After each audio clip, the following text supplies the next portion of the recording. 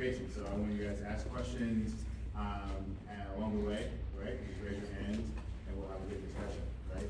The three things I kind of want to talk to you today about are grit, right? The power of failure, and then my West Point motto, beauty honor country, and what those things mean to me, and what I've done in my life at your age, and then what we did in the service, okay? So first question I have, do you want to understand what the word grit means? Take a guess. Right there. It's like, sort of resilience and like keep going and having the power to fail, but keep going. Are you like the Webster's Dictionary? That's perfect. Right? That's exactly the definition of grit. It's perseverance, willingness to overcome. So anyone have an example here of something that you feel like you've had to have grit to endure? Getting to school yesterday? Yeah. I'll start. I'll give you an example when I was your age, right? So you guys are 6th, 7th, 8th grade, right? And so when I'm not anyone here do track and field or run at all? You know, anybody here play sports? All right, everyone plays sports, right? So is there a time when you're playing a sport you're like, you know, this is pretty hard, I want to give up, right? And so when I was your age, I played football, right? And anyone play here play football? Here we're a good football team. Anyone here know what a gasser is? Right, where you're running lines on the football team, right? And so we're running gassers, and I'm like, I pretty much don't want to do this anymore. I want to give up. But what do your teammates do, right? They keep pushing you, and you have to keep driving, right? Same concept in the military. You know, anyone know what a foot march is? A ruck march? Where you've seen a military guy that has a big backpack on, you know, they have a rifle, and you know, when I got to West Point, which is the United States Military Academy, one of the first things we did was go on a 12-mile foot march. Anyone know how far 12 miles is? It's like walking to Chicago, you know, with a backpack on. And I was from California. I wore flip-flops the whole time. I actually believe the first time that I went out in the snow that my body would freeze. That's how much I've never seen snow until I went to West Point, right? You guys are conditioned, you know.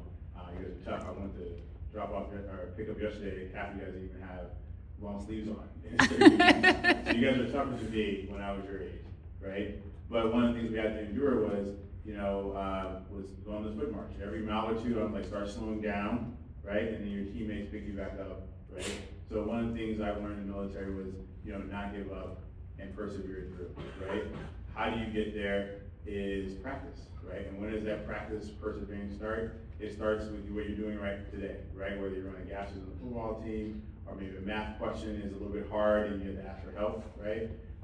Those, when you persevere, is when you really learn to overcome, okay?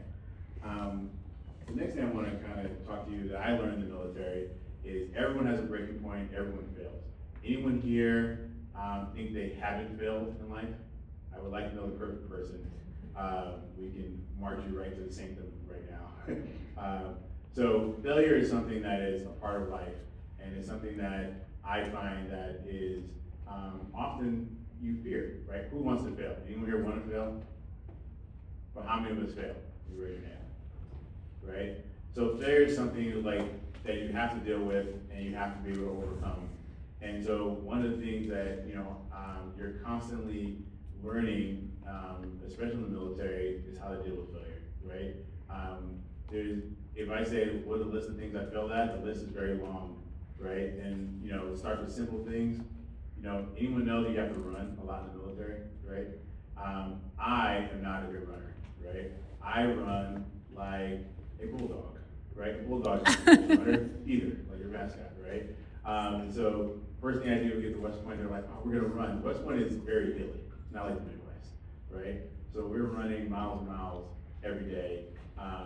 And you know, the first time we took a running test, I failed the test completely. They're like, you need to improve. So what do you do to improve, right? What is the one thing you think I have to do to improve running? Run. So I have to run constantly. You run in ability groups. So you ran with other people who often failed as well. And then by the end of boot camp, if you will, they call it our day, I was a good runner. actually. I actually ended up being on the track team, right? And so the thing that I want to impart upon you is, if you fail at something, that's often an indicator of just needing more practice, right? And then dealing with it head on, right? And that's one thing that the military teaches you is, you will not succeed all the time, but you will be able to be successful if you can overcome the failures that you've had, right? The third thing I want to talk to you today about is duty, honor, country. So that's the slogan for West Point, where I went to school. And I would like to hear from you, what do you think the word duty means?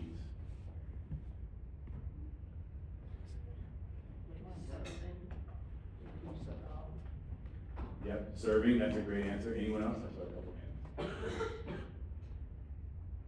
Go. Like a job that you have to serve, or like a responsibility. A job or responsibility, right? So duty is something that you do because you have dedicated yourself, you committed yourself to something, right? What are some of the commitments that you have every day? Like doing your homework maybe? Doing your homework, right? It seems pretty simple, but you've committed, right, to doing your homework every day, right? Give me some other examples of duty. In the back. Like respecting your teachers. Yep, you owe them respect, right? When you come to the classroom and they expect, you expect them to be there when you get there, right? So duty is a two-way street, right? It's not just a matter of you doing what you're asked to do, but you're counting on others to do what they're supposed to do, right? The next tenet, honor, right? What do you think word honor means? To like listen to somebody and like do what they ask you to do? I think that's a definition. What are some other options for honor? Give that person respect. I think that's true. I think one way I think of honor is being proud of your actions, right? We all would you consider yourselves an honorable people? What is, you look at like the big characters in the Bible, right? Like, what do they all have in common, right?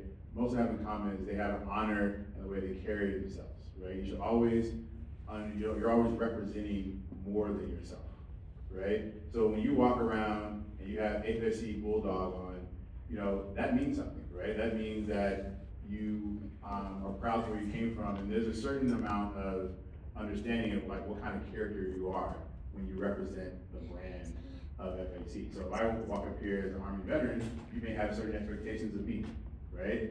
And that is all about being honorable, right? And that is not something that is usually done in times of success or when things are easy, right? When is the hardest time to be honorable? Do you feel like not doing something anymore? When you don't want to do it, right? How many of us always want to do the right thing, but you have to convince yourself of it? Personally, I have to convince myself to do the right thing, right? I am not a saint, right? I wake up this morning at 5:30 and I press snooze. Then at 5:40 I press snooze again. And then at 5:45 I was like, it's make or break it. You're gonna go to the gym, otherwise you're not gonna work out today, right? It's a daily battle, right? So how many of you want to go to practice?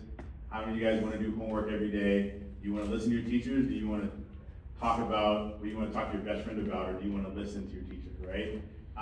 Those are hard decisions, right? Those are temptations, right? The Bible's full of people overcoming temptations, right? And what the military taught me was, in order to be honorable, you're gonna have to do what you're supposed to do when you don't want to do it, right? That's like the very definition of being an honorable person, right? And what does honor lead? It leads to trust, right? Because if you know that I'm willing to do what I'm supposed to do when I don't want to do it, you will trust that I'll be in the right place at the right time, right? And being in the military is very much about trusting the person next to you to be in the right place at the right time because you're counting on them, right? You say, hey, we're gonna meet in 3 hours at this one spot.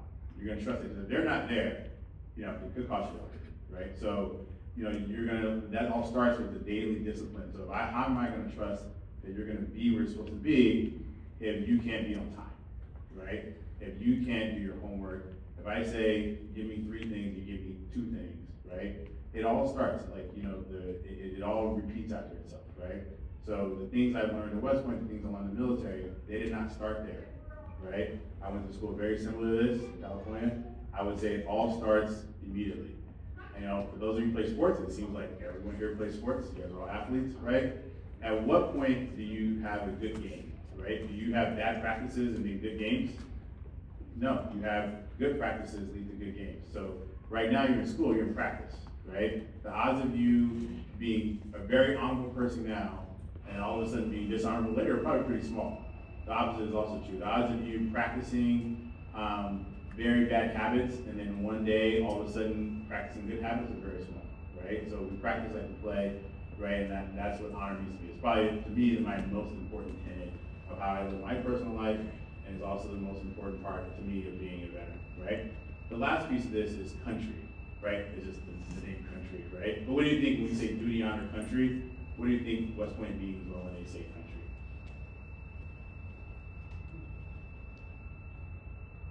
Somebody be courageous. Yeah. Respond. Here you go. Good. USA? USA, that's the country. What else? You know, I know there's a lot of thoughts out there. What else? Follow the law.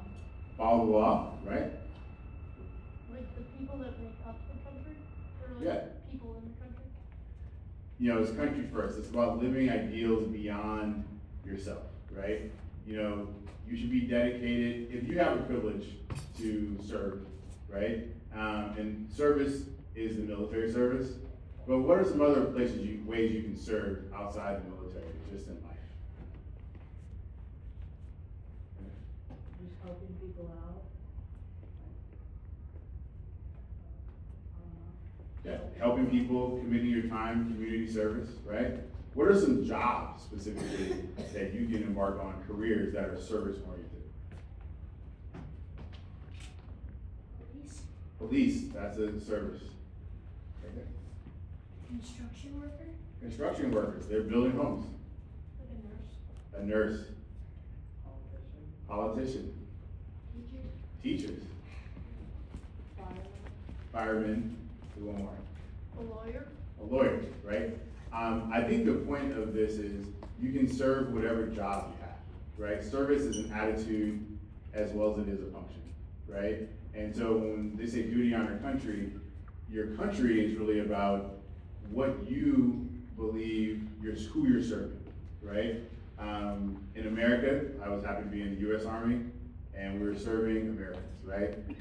When I was commissioned as a second lieutenant, small known fact, you take your commission against the Constitution of the United States, right? Your commission as an officer is not to follow any one leader, right? It is not to follow a chain of command. It is not to necessarily follow the president. Because people think like, you know, the president is the, he does run the military, right? But for the officers in the military, your duty is actually to the Constitution of the United States, right? Because, you know, if you look at from the founding of the country, the loyalty is to the ideals of America, right? It is not to a particular person, right? So if they were ever in conflict, you would choose the ideals of America, right, over anything else, right? So duty, honor, country, that's West Point model. That's something that I resonated with me, right? And I thought that that's one thing I could share with you. I'll also share a little bit about my just general experience, and I'll kind of open up the questions, right? So my path to the military was, my father was not in the military. I did not know anything about it, right? But you know, some of the things that I thought were impactful at me going to West Point was, one of the things that I learned when I got there was West Point judges your character. So let's say, who's the number one student in the class? Well, the way they judge students is 55%, so I hope you guys are all good at math, right? 55% academics, right? Which means a little over half of your cadet score, and cadets are another name for student at West Point, is academics. Another 30% is based on leadership / military merit, right? So how well you lead, how well you interact, how good of a teammate you are is 30% of your grade. And then 15% is physical, or sounds like everyone here is an athlete, right? It's athletics, right? you have to be a balanced person in order to be, in their opinion, a leader in life, right? So academics are important, but all the things that you're learning here are just as important. So how you carry yourself, how good a teammate you are, when someone's experiencing trouble, your ability to help them, your desire to help them, right? Your ability to win, honestly. Like, you know, life is about winning, and so having seen the football team doing well, your ability to compete, right? All those things are important in addition to the academics you're learning here. So when I went to high school, I played 3 sports in high school. My favorite sport was basketball.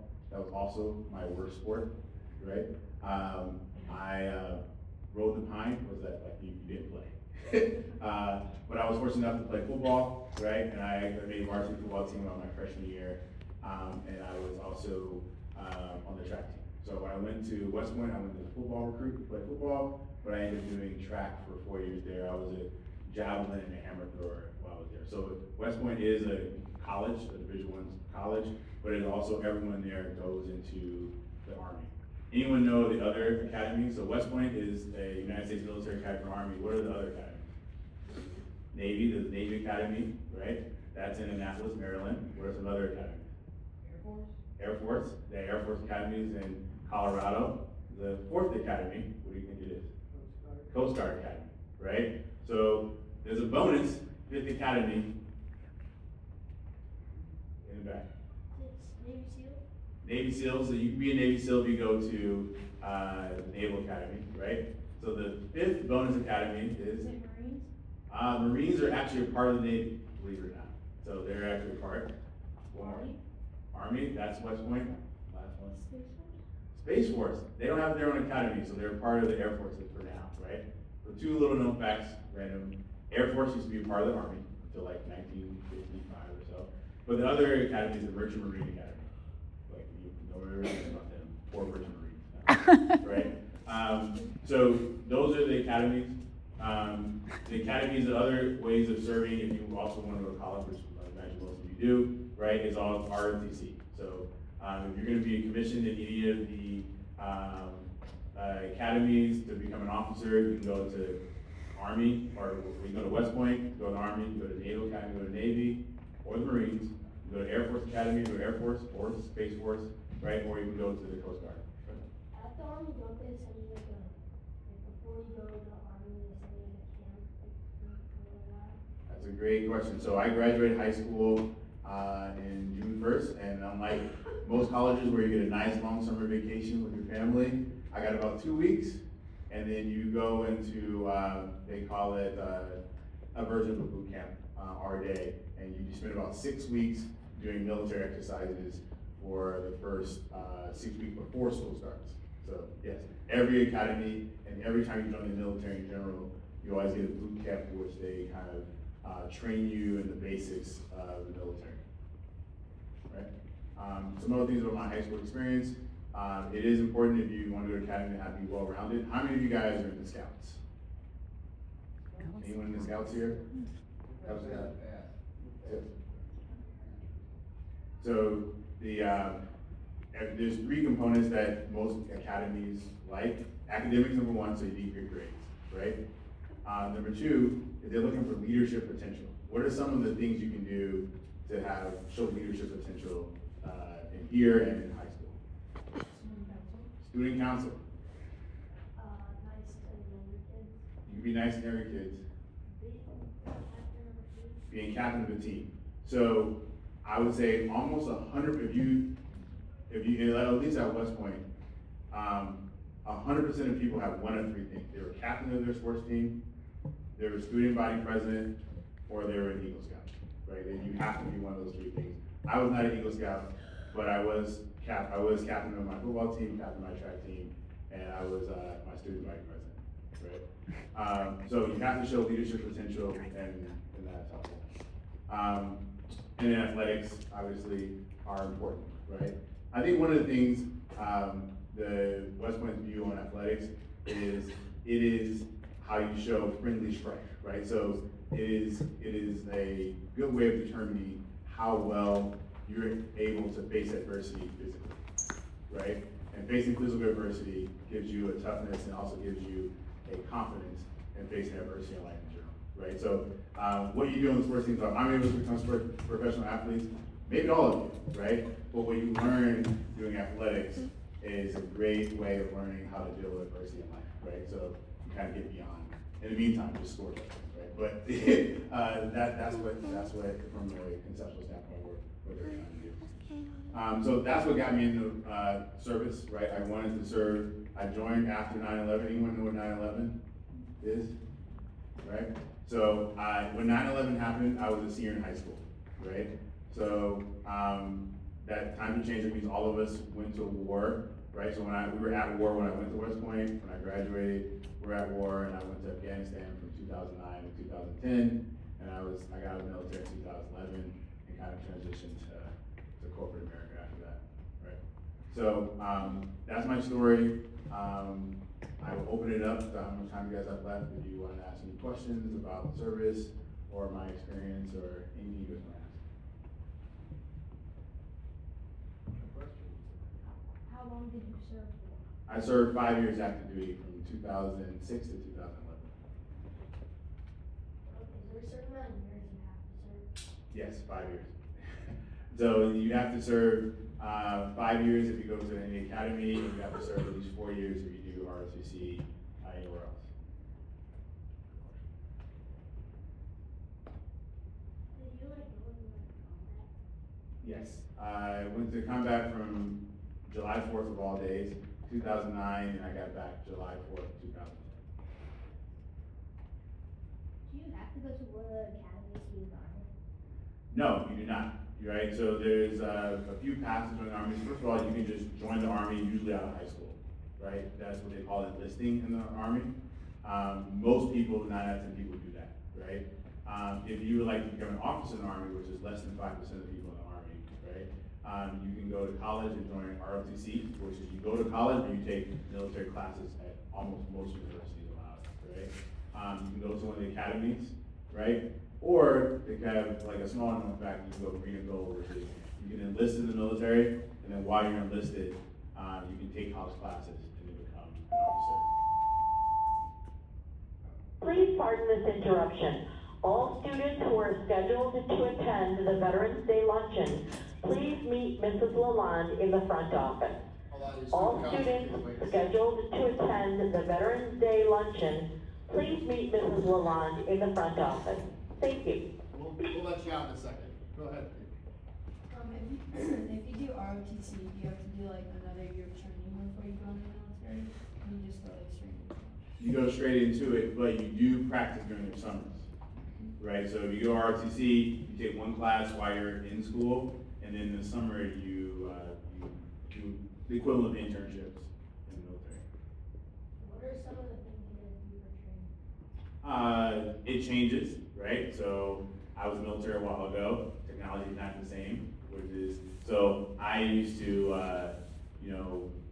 we do foot marches, we would do rifle training, do a lot of leadership training. Since you're an officer academy, you're in charge of programming, so there's a lot of studying actually, right? And a lot of planning.